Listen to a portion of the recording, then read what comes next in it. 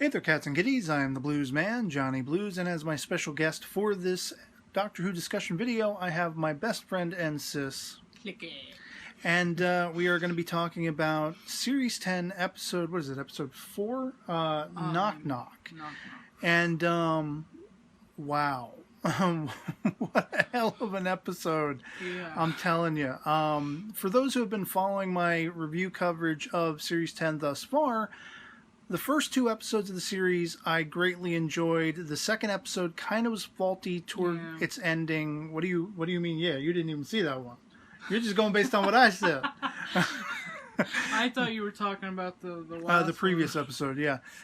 So the first episode of the series I loved, I greatly enjoyed. The second episode I loved up until a certain turning point, and then it got kind of wonky for me. And then we got back together and watched the third episode last week. Of course, I was the only one discussing it in my review coverage. And it was good in places and it was bad in places. I compared it to Swiss cheese. There were holes to the overall experience, viewing-wise and story-wise. I felt there were really standout moments. But all in all, it just left me unsatisfied. I didn't enjoy it nearly as much as this week's episode, Knock Knock. And one of the standout things I think you'll agree with me is the guest starring role of David Suchet as the landlord. That was funny. He was funny. He was intense. Scary. This guy could turn on a dime, like as far as what he's putting forth, from being somewhat comical, somewhat jovial, somewhat strange, and then suddenly there is this ferocity that comes across, and I was like, whoa, don't mess with this guy. When the guy, the one guest says something about the tower, and he's like, or whatever he said, he's like, his face just flushes into evil madness. Yeah, immediately he's whoa. like, no, you do not go in the tower. That was scary. And I knew this was one of the episodes, it was one of the exceptions to the rule for me. Usually I watch all of the previews, all of the teasers. I only watched the one that was attached to the previous episode, the Next Time trailer, and I only watched one other clip, and it was one focusing on Suchet's character, the exchange early in the episode when the doctor and he, the doctor's asking him about the prime minister, and everything like that. Yeah, he doesn't know. And either he doesn't know or he's not willing to answer. Of course, by the end we figure out, he was reluctant to say anything because he didn't know, probably. And, it just, his whole performance this entire episode was utter magnificence. And what I was going to say about the preview was, that's what I got. The one preview I watched, I was like, okay, I went from being sort of, I don't know if this episode's going to be any good, to watching that clip with the banter between he and the doctor and going, this is going to be knocked out of the park. He's going to knock it out of the park with this one. And he thoroughly, thoroughly did. He stole the show as far as I'm concerned. And the one thing, and I think I said this to you before the episode, the one thing that kept coming to my mind is if they ever needed a modern incarnation in Doctor Who of the monk, the meddling monk. He would be awesome for that. It's like I was almost waiting for that to be the reveal. I know. When he's like, said that, I was kind of like, when they're talking about, oh, well, how could he be, how could it have been 70 years when this began, and he doesn't seem any older than maybe 70 or 80 years old, and so it's like, ooh, is he a Time Lord? Is he going to be the monk or somebody, It was like, and then the twist, that comes at the end, is like, when we find out, okay, that's not his daughter, it's his mom. Yeah. Like, whoa. It was such, it was a great, this is Doctor Who, so timey-wiminess, time travel is always the base most factor to any of the stories. And there was no time travel in the traditional sense in this episode, but they still managed to bring about a timey-wiminess in the fact that this began so many years ago, and it was like, I think the doctor figured out it was happening every 20 years to rejuvenate Eliza, the mother/daughter of Suchet's character. And so, you're still perplexed by, well, how could he be this old if he is an alien or something other, and then you find out, no, he was actually a child when this began. So there is a timey-wiminess to it. They still managed to fit that in. And one of the things about this episode I was really fearful of, talking about the Next Time trailer attached to the previous episode, I was immediately off put by, okay, this is going to be a bunch of kids, it's Bill and her friends, and I had a 180-degree turn. I was riveted and invested the whole way through. It wasn't like a bunch of goofy party animal kids. It was actually, they're trying to settle down. And they were as realistic as they could be, as just being a group of kids who wanted to share, the responsibilities of a shared apartment complex kind of scenario, probably get a discount that they'd all pay into the rent every month or whatever like that. They weren't caricatures. They weren't fake. They weren't annoying in any way. I actually liked the entire group of them, and I didn't expect that.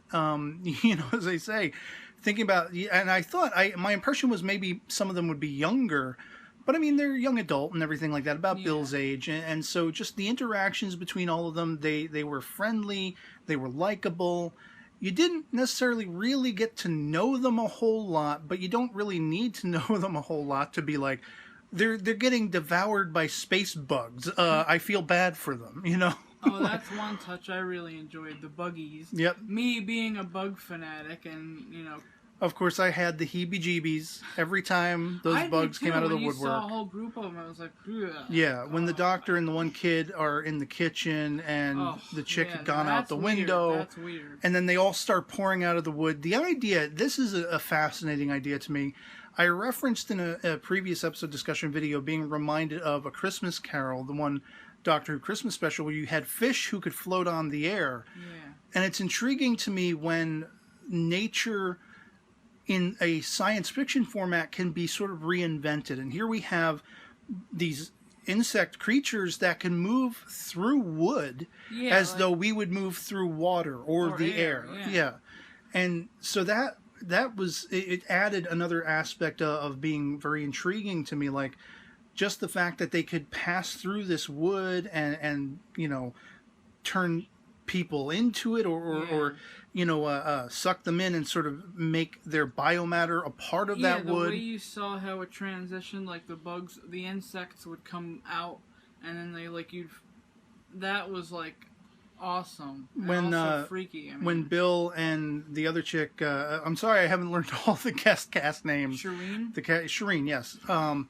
When they go up and they're looking for the cat with the classical music, which was a nice surprise for me, Pavel. They name-checked him several times in the episode. I couldn't remember. I should know, being a Trekkie. Look at Star Trek back here. Pavel Chekhov, he was not, but I like that they went against the grain, no pun intended, that, he's talking about, I have a sound system and everything. I want to play music. You're thinking he's going to be like a hip-hop. Or metalhead. Nothing wrong with any of that. But I was greatly impressed by the classical music is the point I'm getting at. They play up the hip-hop and or metalhead thing in shows and movies too often. It's like they always got to be the totally outspoken, or the house music or the techno. I love all of these genres. I love songs that conform to all of them. But I classical is something I also have a passion for, and you rarely hear that anymore this day and age. And so I love that he was so passionate about just blasting classical music, and it also has a nice turnaround toward the end, of course. And it plays back on the previous seasons of Doctor Who with the 12th Doctor. His love and passion for Beethoven. He also likes to rock out. He likes to have a mesh of them both. Classicaloid, cool. The anime, for anyone who's ever seen it, I recommend, if you love the idea of modernizing classical music and investigating the lives of all kinds of classical composers, but in a really Doctor Who-esque sci-fi comedy environment. If you would give the anime Classicaloid a chance, it's kind of like that. Taking Doctor Who and making it even that much more crazy and highfalutin and hilarious, but surrounding classical music and sometimes modernizing it, getting to know the classical composers. And so I love the Doctor. I've loved all the incarnations of the Doctor, but this one holds a special place in my heart. Me too. Because he has such a passion for classical and rock, the mesh of the two. And as I was saying, at the end, you hear a little Beethoven, which is a wink, wink, nudge, nudge to whomever or whatever. I think we can safely assume it's a whomever, is contained in that vault. Yeah. Now, you see at the very end, he's like trying to favor to whatever is in the vault. Yeah, I brought food. I think he said it's Mexican or something. And, of course, Nardole being, once again, borderline scathing and trying to school the doctor. What, you'll never learn, doctor, what are you doing? He was looking at the lock of the vault. Obviously, it had been manipulated, and he was concerned about it. It turns out the doctor snuck a piano in when he wasn't looking. For whomever is in there. And I have to assume, there have been a lot of speculations. I myself have partaken in talking about, could it be the first Doctor? Could it be the Master? Could it be an incarnation of the Master? Could it be Missy? That would be really cool. And well, by the end, I almost got the impression that it might actually be Missy or something, because when he's talking about, I have a new story. It's about a bunch of kids who go into a haunted house and there's these space bugs. No reaction until he says the kids get eaten. And then this whimsical, all around the mulberry bush sort of music starts playing. That's got to be Missy, right? If She's not, thrilled that kids got eaten alive, right? Yeah, and if that's not her, I'd be really shocked. That's not the first Doctor, having a laugh about kids being terrorized and eaten alive. That has to be the Missy or the Master. Or the John Sim Master or something. And like the other sort of totem to the episode for me, once again, Pearl Mackey's Bill. I love her character. Now, I took some issue in the last episode, for Series 10, where I didn't feel like this was the Bill we'd seen in the first two episodes of the season so far. I didn't really get into, it's no offense, but, in that episode, it was kind of just what's the word? Monosyllabic or syllabic. Syllabic. She wasn't really monosyllabic. To me, it was just she was too much like every other companion ever. Yeah, just the not first enough the first two episodes. And, the first two episodes, you get immediately the sense that she's unique. There's something special about her that we haven't seen before. Her perspective, the way she's working in tandem enough with the Doctor to be able to formulate what is going on.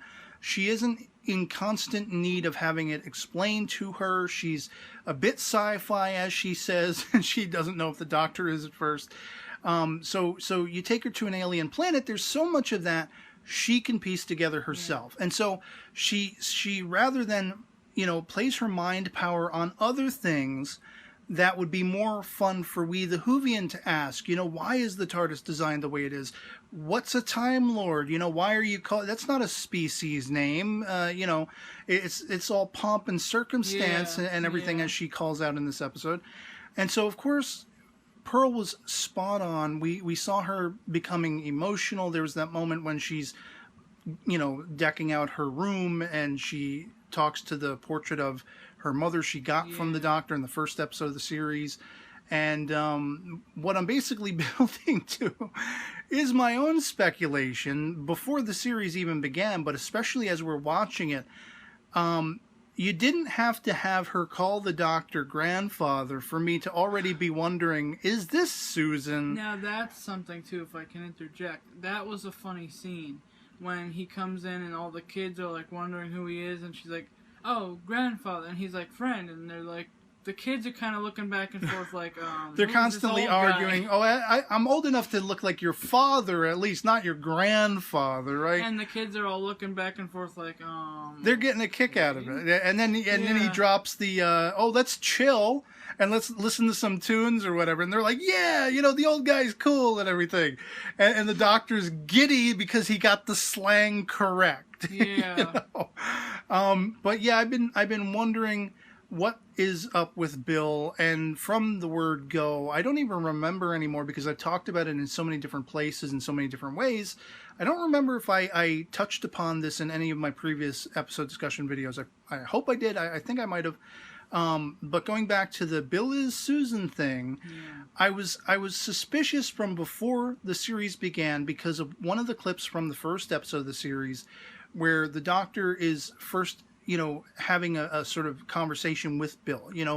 Why do you take such an interest in me? He's asking her. Why is she so fascinated by the Doctor? What, they end up panning to the portrait of Susan on his desk. And my reaction to that was, well, what is, while he's asking what is her interest in him, what is his interest in her? Why is she such a standout curiosity, a fixation for him?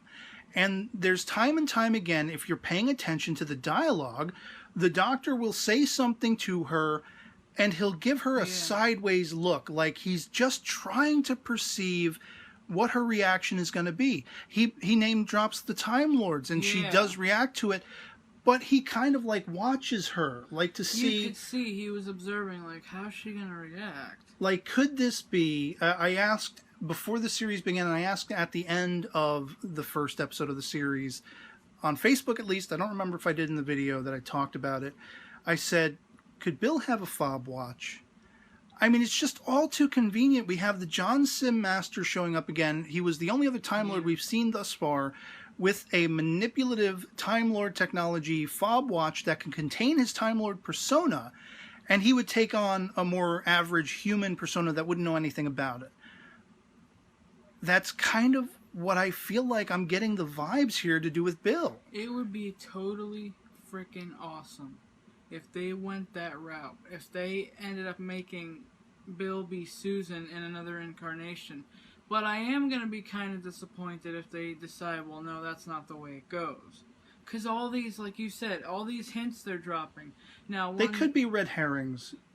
I was just going to say that. It could be like trying to fool the viewer into watching that while they're planning some other kind of scheme. Exactly. Like, here are other cues and nods, but you're going to be paying attention most closely to the one you want, the one you most are suspicious about, and like they just, I mean, for me, who is already suspicious about this, I feel like they're banging me over the head with it. Especially in this episode, a lot of the interactions, she's trying to get rid of the doctor. She doesn't want the doctor to be imposed on this sort of more normal life as she so desperately wants. Yeah.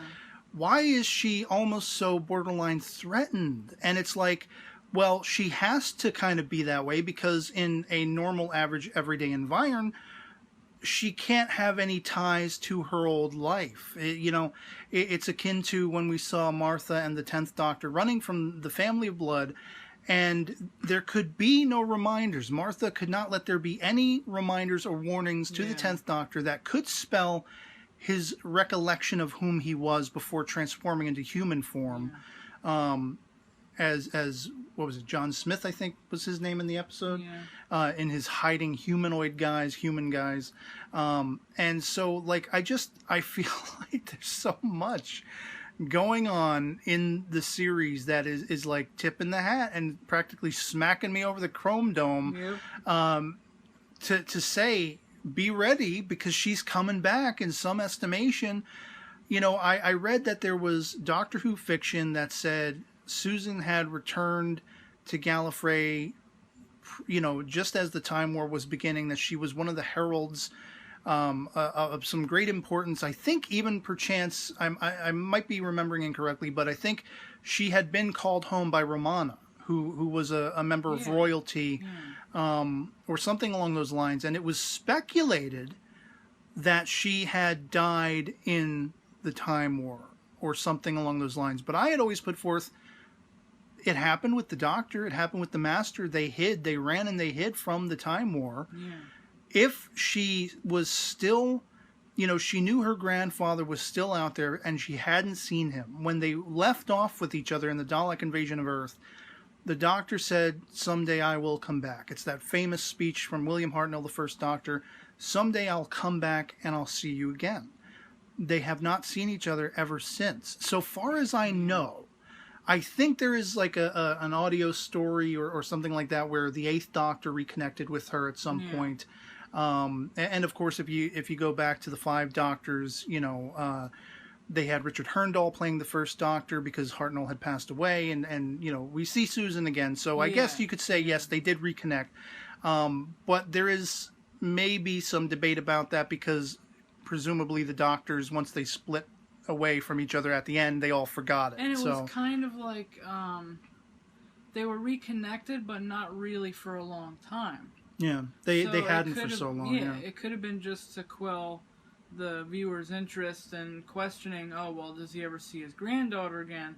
So it would be kind of cool, like I said earlier, maybe they make Bill a reincarnation of his granddaughter. Or she's, like I said, she used that Time Lord fob watch to mold herself into being a human personality and having a human form. And toward the end of the season, we'll find out he manages to reawaken her, and it's a happy reunion between grandfather and granddaughter, whatever it is. I would love that, and it takes me back. The one thing that really kind of started the whole speculation for me was a year or two ago. Capaldi had been in character as the 12th Doctor at a public event. I've talked about this before in other videos, where there were a bunch of school children who were there was like a Q&A, and one of the children asked, is there anyone from your past, companion or otherwise, I don't remember how exactly the child said this or asked this question, but, is there anyone, like a companion or otherwise, you wish you could see again? And in character, Peter Capaldi, as the Doctor, got emotional. He paused, he got mildly choked up, and he said basically, again, I don't remember verbatim what he said, but along the lines of, my granddaughter Susan. And I never saw this. Yeah. He told me about it, and I'm like, wow. That floored me. Just that telling wowed me about it was like, holy. And then there's the aspect, as we all know, it's been confirmed and teased at the start of Series 10. One of Capaldi's wants, the Mondasian Cybermen, this is something he so championed wanting to see return to Doctor Who.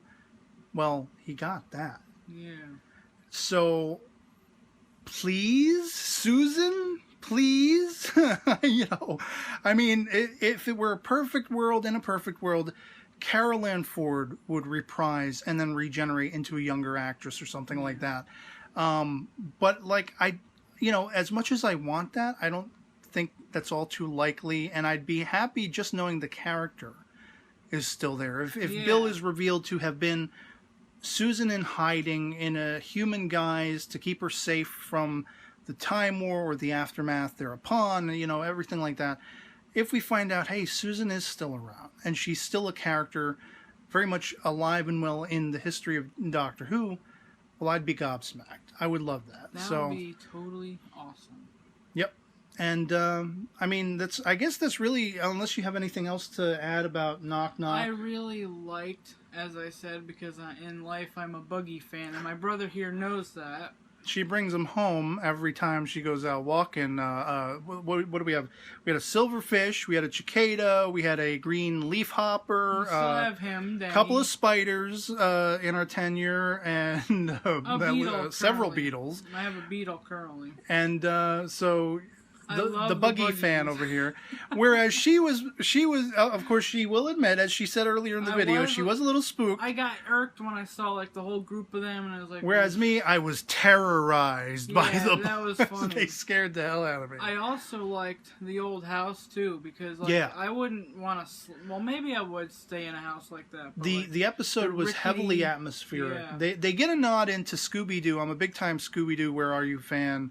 And I, as soon as all the kids, led by Bill, are going into the kitchen to investigate the noise, I immediately was like, oh, it's like Scooby and the gang. We're just shy one dog, Yeah. And they mention that later, the Scooby house or whatever. One thing I will say, because I have dedicated myself to talking about past Doctor Who stories that I'm reminded of, I will say, for the most part, other than maybe Hyde in the modern series where we were dealing with a giant haunted mansion kind of environment, I didn't get a whole hell of a lot that I was reminded of, with the exception of Ghostlight from the classic series with the Seventh Doctor and Ace.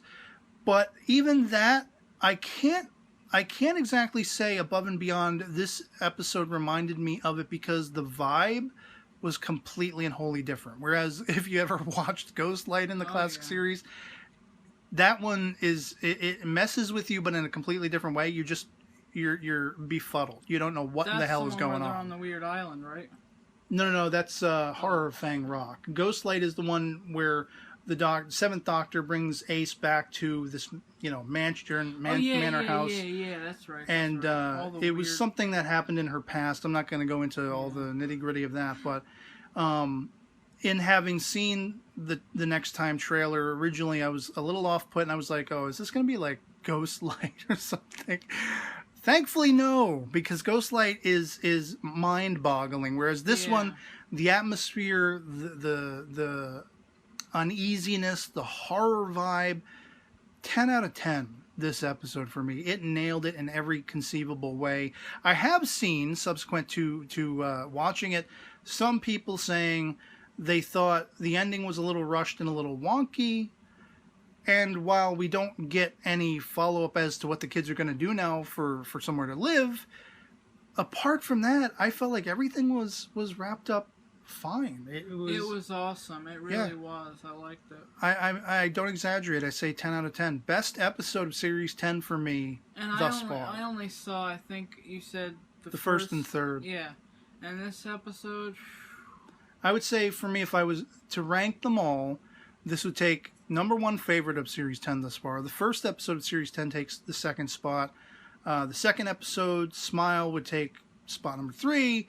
And then the previous episode would probably be number 4, with the chance of being dethroned from that spot for any of the other episodes yet to come. And so, yeah, that's our overall thoughts on Series 10, Episode 4, Knock Knock. Excellent episode. Excellent guest cast. Awesome. 10 out of 10.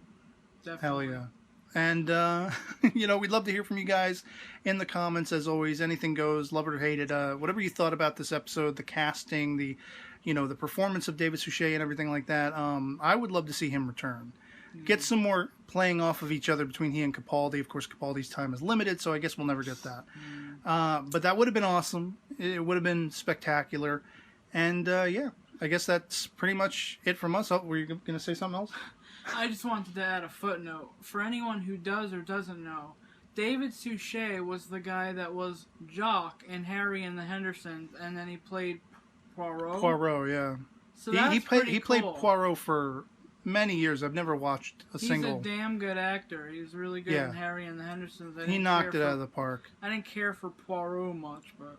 And he's probably done tons of other stuff. Yeah, but stuff we've never seen. But yeah, just a fantastic performance. And I guess that's pretty much it. Yeah. And we will catch you all later. Peace.